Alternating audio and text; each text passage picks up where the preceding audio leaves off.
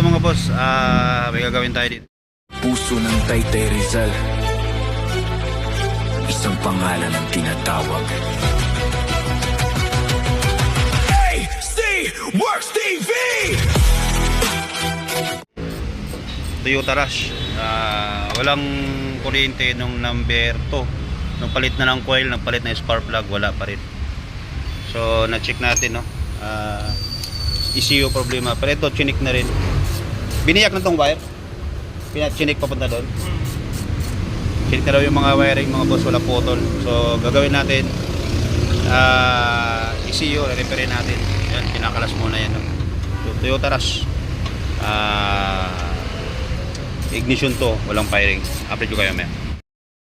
Yun, so ito mga boss yung update. Ito na siya, oh.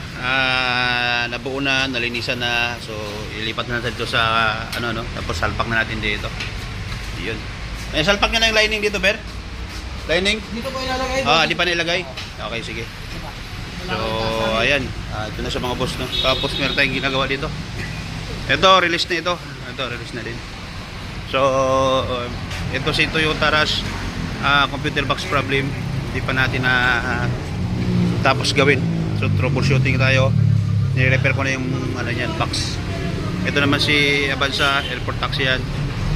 Problema naman yung mga boss pag uminit ng matagal, namamatay yung makina, no? So patay-patay, nag-top overall na sila, ganun pa din. Troubleshoot natin. Ito naman dito tayo. Para sa makina ni Rush, saka si Avanza.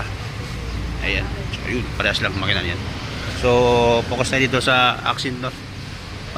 Ipakabit ko lang yung makina, tapos abot nyo kayo mamaya pag nag bleeding na tayo sa kulay. So ito na mga boss, nakalas na natin, no? At saka tapos natin na repair. So yung ibang nagtatanong kung bakit hindi natin napakita, no? Pagpasensyaan nyo na, no? So sa mga ganitong gawa mga boss, no fix no pay tayo. So ito, pagkita ko sa inyo, ito yung mga ginagawa sa ating mounting shop.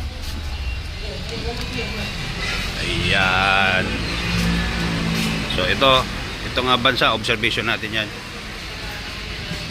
Ito PMS. Ayun, okay na yung isa. Ito siya, si Rush, no? So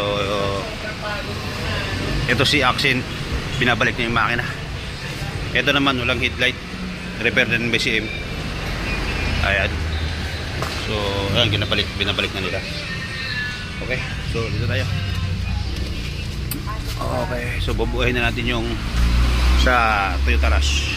Okay, ito nagre-repair mga boss. Ayan yung mga tropa natin, gumagawa sila dyan. Kapit kayo, bubuhayin ko. Okay, so ito, ikakabit na. Yan.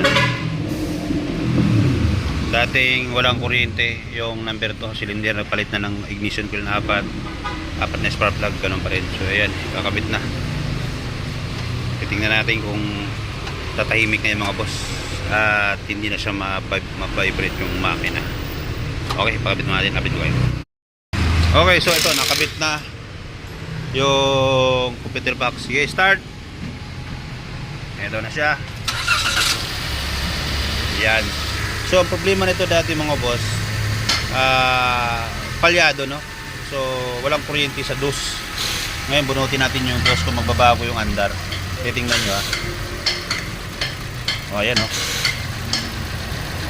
Nangangatal. Ayan siya, o. So kakabit natin ito. Ayan.